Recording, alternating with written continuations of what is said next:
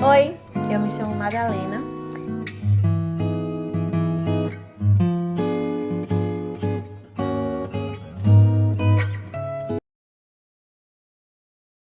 Oi, eu me chamo Madalena e hoje a gente vai começar mais uma série de vídeos para falar sobre um assunto muito importante e nesse período aí que antecede a Páscoa, mais do que importante e oportuno. Nós vamos falar sobre os 7 lugares onde Jesus sangrou. Vamos ter uma série de mensagens para a gente refletir nesse período pré-Páscoa sobre a crucificação e a ressurreição de Cristo. Eu sou apaixonada por essa história, né? Porque foi uma história que mudou a minha vida. Foi uma história que transformou a minha forma de pensar. C.S. Lewis tem uma frase, eu vou parafrasear aqui, porque eu não lembro tudo que ele fala, mas ele diz mais ou menos assim: eu creio no cristianismo como eu creio no sol, não porque eu posso vê-lo, mas porque através dele eu vejo todas as coisas. E de fato isso traduz bastante o que eu sinto, né, sobre ter me tornado cristã. A partir do momento em que eu entendi o que significa a vida, a morte e a ressurreição de Cristo, tudo na minha vida ganhou um outro sentido, uma outra forma de ver. A gente sabe que na Páscoa a gente relembra a morte e a ressurreição de Cristo, mas essa não é mais uma história, né, para evocar em nós emoções e sentimentos de uma vida digna ou moralmente digna. Essa é de fato uma história transformadora que transformou a minha vida e pode transformar a sua também. Tem um versículo na Bíblia, talvez o mais famoso, que diz assim: porque Deus amou o mundo de tal maneira que deu o seu único filho para que todo aquele que nele crê não pereça, mas tenha a vida eterna. Esse texto ele tem muitos desdobramentos, mas uma das coisas que ele me faz pensar é que Deus nos deu Jesus 2 vezes. Deus nos deu Jesus quando enviou Jesus para viver conosco, para estar conosco aqui na terra, para encarnar, ser um de nós, ser Deus Emanuel, né? Deus conosco e Deus como um de nós. Deus igual a nós nessa vida, nesse plano de existência. E nos apresentar a nova realidade de podermos ser amigos de Deus, de podermos nos tornar alguém que caminha com Jesus, com Deus, como um amigo caminha com o outro. E Deus nos deu Jesus também, quando o entregou para morrer por nós, quando o próprio Jesus, como Deus, se entregou para morrer por nós, para viver a nossa vida, morrer a nossa morte e nos apresentar algo que é inédito até então, que é a ressurreição, uma nova vida, uma vida diferente de tudo o que a gente pode experimentar. Na verdade, experimentar o novo nascimento em Cristo, através do poder da sua ressurreição, é algo que não tem como explicar. Só quem experimenta sabe o que é nascer de novo em uma nova vida que é dada pelo próprio Deus. Essas mensagens, né, sobre os 7 lugares onde Jesus sangrou não é minha, não é uma construção minha.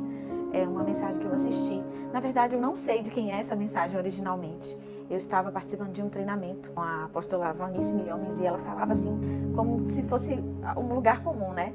Então, já sabendo dos 7 lugares onde Jesus sangrou, eu falei, nunca soube disso. E fui pesquisar um pouco mais sobre isso e vi que várias pessoas falam sobre isso, na internet pelo menos. Mas de todos os que me apareceram lá, né, o pastor Lamartine Pozella era a referência que eu tinha de alguém que eu conhecia já e sei que é um profundo conhecedor bíblico. Então eu assisti essa mensagem através dele e vivi uma experiência incrível aqui em casa com meu filho, João. E eu queria compartilhar com você não apenas a experiência que nós tivemos, mas também os desdobramentos dessa mensagem. O primeiro lugar, né, onde Jesus sangrou foi o suor, né? Foi o suor de gotas de sangue. Eu quero ler aqui, essa referência bíblica está em Lucas, no capítulo 22, no verso 39, e diz assim: e saindo, foi, como de costume, para o Monte das Oliveiras, e os discípulos o acompanharam. Chegando ao lugar escolhido, Jesus lhes disse: orai para que não entreis em tentação. Ele, por sua vez, se afastou, cerca de um tiro de pedra, e de joelhos orava, dizendo: Pai, se queres, passa de mim esse cálice. Contudo, não se faça a minha vontade, e sim a tua. Então, lhe apareceu um anjo do céu que o confortava, e, estando em agonia, orava mais intensamente. E aconteceu que o seu suor se tornou como gotas de sangue caindo sobre a terra. Esse primeiro sangramento de Jesus, né, foi um sangramento de suor, de gotas de sangue.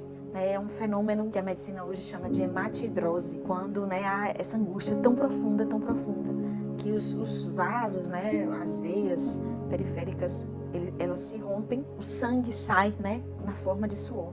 Jesus passou por tamanha agonia naquele momento no Jardim das Oliveiras. E isso fala muito ao nosso coração. Por quê?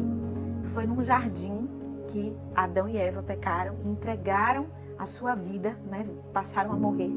E foi num jardim onde Jesus também entregou a sua vida. Mas nesse momento, para nos trazer a vida. Como Adão e Eva, num jardim, perderam a batalha. Eles tinham uma decisão a tomar. Eles eram livres e tinham uma decisão a tomar.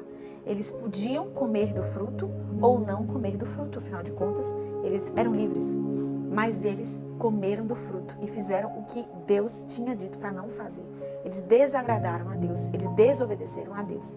E Jesus, nesse jardim, suando gotas de sangue, né? Esse primeiro sangue que Jesus derramou é um sangue que redime a vontade humana.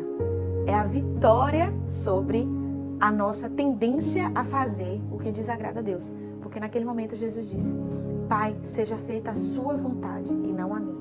E vertendo gotas de sangue, né? Esse sangue, ele redime a tirania da vontade humana.